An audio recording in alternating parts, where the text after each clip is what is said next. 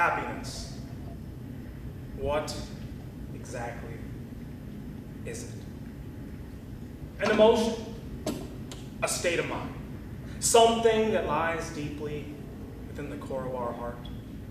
Whatever it is, it feels great to be happy, doesn't it? All the choices and decisions we make in a day are in pursuit of making us happier people.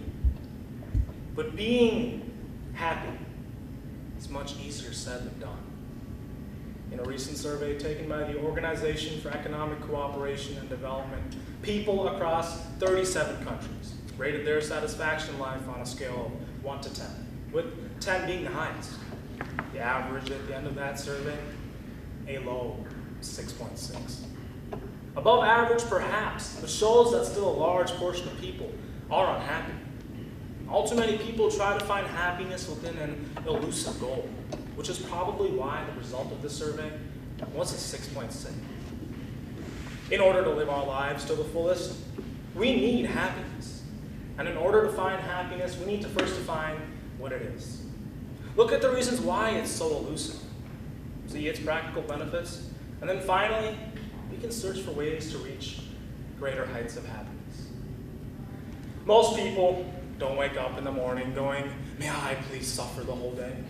Which means somehow, in some way, we as human beings, consciously or not, strive to be happy. But what is happiness? Having lots of money? Being smart? Being popular? Sporting good looks? Are these the things that define lasting happiness? Defining happiness at times can seem as perplexing as actually achieving it. You've all heard the saying, money makes the world go round, but contrary to popular belief, money doesn't necessarily cause happiness. A study done by Princeton University's Woodrow Wilson School found that incomes over $75,000 a year had little to no effect on an individual's happiness. Better education, at least according to some studies, doesn't always provide that uplift either. Neither do bigger and fancier homes, which instead seem only to provide the privilege of more space in which to feel gloomy. Amy Winehouse, an amazing and successful musician who had all the material possessions to be happy, turned to drugs and later committed suicide. Michael Jackson and Heath Ledger were equally as talented personalities, but drugs once again took their course. These people seem to have had it all. The money, the fame, the respect. They had the lives we can only dream of. But even with all that, why did they need to use drugs to be happy? Why weren't they satisfied with happening at all? What could they have been possibly missing? Perhaps it is because they, like many of us, were seeking relative instead of pursuing absolute happiness. The concepts of relative and absolute happiness root themselves deeply in most Eastern religions. Buddhism, for instance, teaches that relative happiness depends on things outside of our body, such as friends, family, income, and surroundings. This kind of happiness comes along when something we want is accomplished, only it is not permanent. Absolute happiness, on the other hand, is permanent and lies within our very core and definition of who we are as a person. This is when we are happy just for being alive and grateful we wake up in the morning every day. It's being satisfied yet happy with what we have, setting goals to become something more as a human being. So we know what happiness is. The next step is to ask, what do I gain from being happy? For years, scientists have studied for the connections between health and happiness, and new studies have begun to prove what traditions have known. That having a solid sense of happiness leads to a healthier, more balanced, and longer life. Harvard School of Public Health Assistant Professor Laura Kubzansky conducted a study that followed more than 6,000 men and women, aged 25 to 74, for 20 years. She found that emotional vitality, a sense of enthusiasm, of hopefulness, of engagement in life, and the ability to face life stresses with an emotional balance reduced the risk of coronary heart disease. Happiness doesn't only help with health, but affects us in our daily work as well. Many people believe that if we work hard, we are successful, which in turn makes us happier. Maybe if I get that promotion, I'll be happy. Or maybe if I get those rock-solid abs I've been dreaming about, I'll be happy. The world's leading positive psychology expert and best-selling author, Sean Aker, sees the causes and effects of happiness very differently. Instead of success feeling happiness, it's much the contrary. Happiness directly fuels success. According to Sean, when we are positive, our brains become more engaged, creative, motivated, energetic, resilient, and productive at work. And he doesn't just say this, it's backed up behind rigorous researches and management studies. Your brain actually works significantly better in a positive state of mind. A study done by Sean shows that by being happy alone, productivity increases by 31%.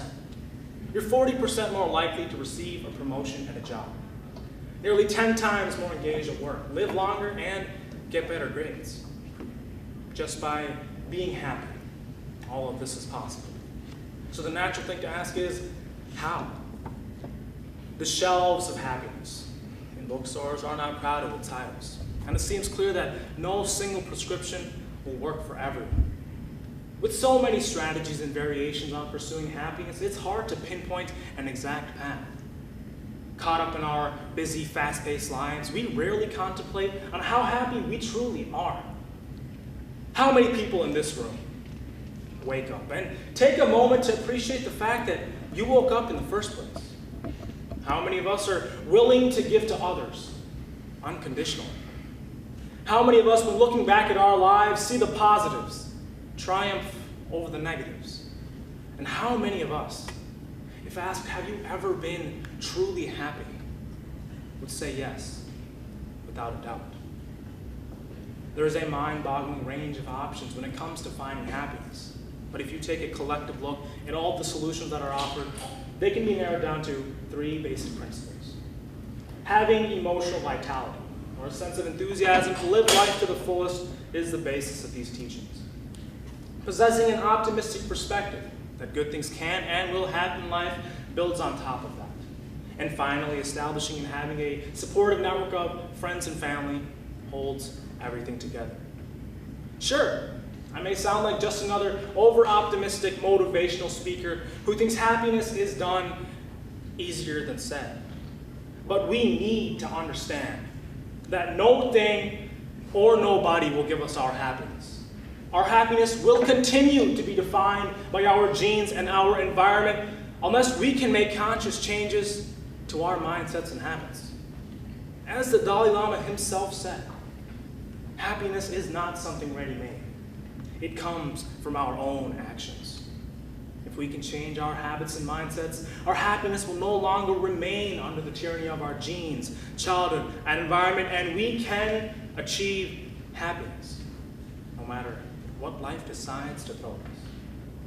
Here's to the strong, the hardy, the optimists, the ones who see things differently. Even in the worst of times, they still find a reason to strive. Because the ones who believe to think they can find happiness within themselves are the ones who actually do. The ones who learn to look within. Because sometimes the answers to life's greatest questions are right in front of us, right back where we started.